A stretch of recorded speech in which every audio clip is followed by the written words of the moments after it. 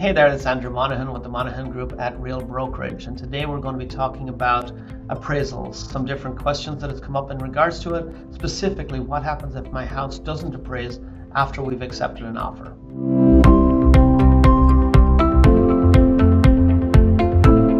There's a couple of different things that happens contractually on that basis. The bank will only lend on the lower of the appraised value or the sales price.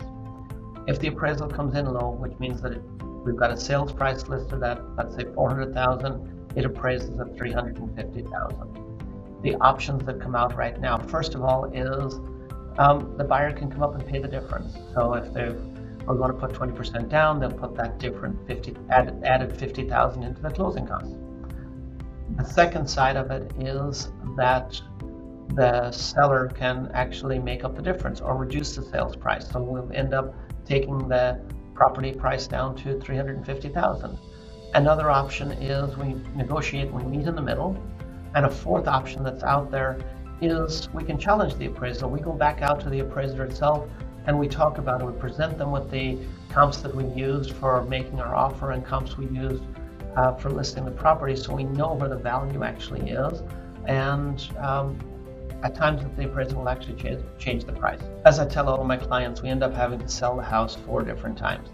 First of all, we have to sell it to the market, get it out there into the internet and help the buyers find the property. Secondly, we have to sell it to the buyers. The buyers are coming into and they've narrowed down their selection, so we have to win that beauty contest. Third, we have to sell it to the agents that actually has the buyers. Oftentimes we'd love to sell every home ourselves, but realistically, if we're doing right by the seller, we want to open it up to as many people as possible. And then lastly, we have to sell it to the appraiser.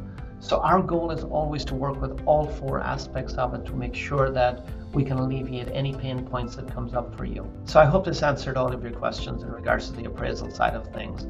If you have any more questions on this or anything in regards to real estate, just reach out to me at the information below and I'll be happy to talk to you one-on-one or bring it to the next time we do some videos. Thank you so much and appreciate you watching.